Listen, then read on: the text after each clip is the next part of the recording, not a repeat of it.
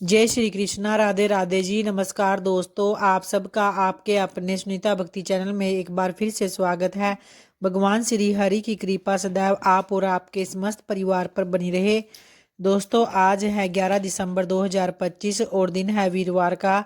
तो आइए आज पौष मास के अध्याय 6 को प्रारंभ करते हैं। तो इस प्रकार से राजा बृहदबल ने कहा, सांब द्वारा चंद्रभागा नदी के तट पर यदि सूर्य स्थापित किए गए, इसलिए यह स्थान सूर्य का मूल स्थान नहीं हुआ जैसा कि आपने कहा है। तो इस पर वशिष्ठ ने कहा, यह स्थान सूर्य का मूल स्थान है। सांब ने तो बाद में वहां अपने नाम से सूर्य मंदिर बनवाया था। तो विस्तार पूर्वक मैं इस स्थान की मौलिकता बता रहा हूँ, तुम मुझसे सुनो कि हे राजन, जिसका आदि नहीं है, जो लोकनाथ है, उस विश्वमानी जगतपति देव सूर्य ने मित्र भाव में अवस्थित होकर तपश्चर्या की।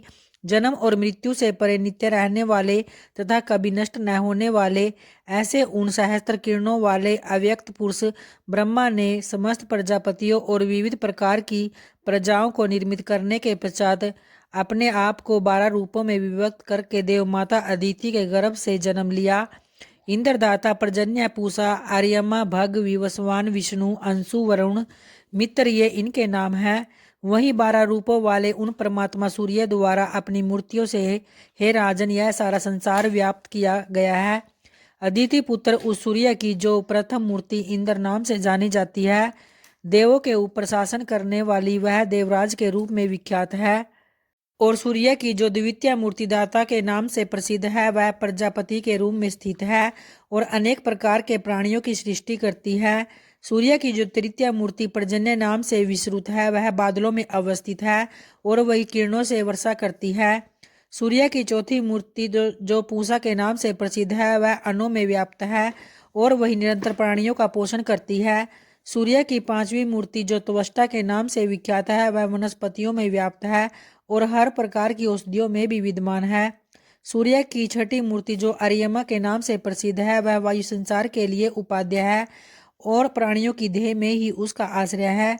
सूर्य की जो सातवीं मूर्ति भग नाम से सुनी जाती है, वह पृथ्वी में और प्राणियों के शरीरों में व्यवस्थित है।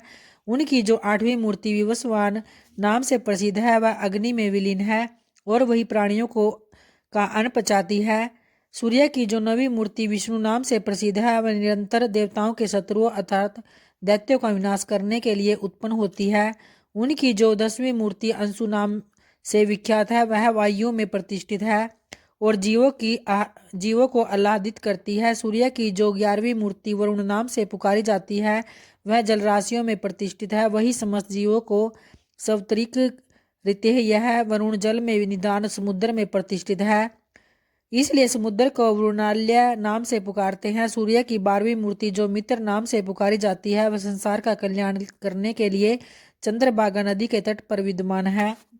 जिसने वायु का भक्षण करते हुए कल्याण में नेत्रों से तपस्या की थी, नाना प्रकार के वरों द्वारा अपने भक्तों को अनुग्रहित करते हुए उन सूर्य ने यही तपस्या की थी कि इस प्रकार यह उनका मूल स्थान और सांब ने बाद में इसे बनवाया।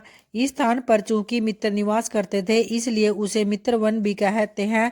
इस प्रकार उन 12 रूपों से युक्त परमात्मा सूर्य यहाँ रहते थे। इस प्रकार मनुष्य 12 सूर्यों वाले संसार का रहस्य जानकर उनका महात्म्य सुन और पढ़कर अंत में सूर्यलोक में आदर प्राप्त करता है। तो इसके बाद बृहदबल ने कहा कि हे गुरुदेव, यदि सूर्य सनातन आदि देवता हैं, तो उन्होंने साधारण मनुष्यों की भांति किस बात के लिए तपस्या की। तो इस पर वशिष्ठ ने कहा, हे राजन, मैं आपको सूर्य देवता का अत्यंत गोपनीय रहस्य बता रहा हूँ, जिसे मित्र ने प्राचीन काल में देवर्षि नारद को स्वयं बताया था। मैंने तुम्हें सूर्य की जिन 12 मूर्तियों का वर्णन बताया है, उनमें से मित्र और वरुण ये दोनों तपस्या करने में लग गए हैं।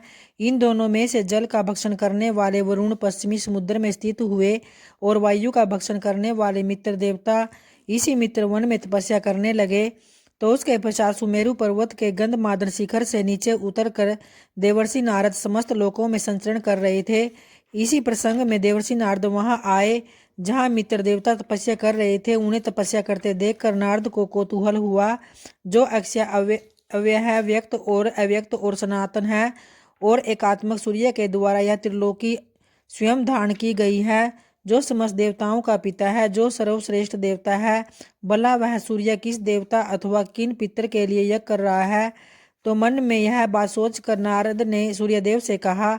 नारद बोले, वेदों में और सांगोपांग पुराणों में जिसका गुणगान होता है, ऐसे आप अजन्मा शाश्वत दाता महाभूत और सर्वश्रेष्ठ है, जो भूत वर्तमान और भविष्य में सब कुछ आप में ही प्रतिष्ठित है।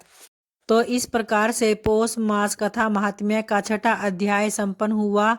तो प्रेम से बोलिए भगवान श्री हरि विष्णु की जय। धन्यवाद दोस्तों।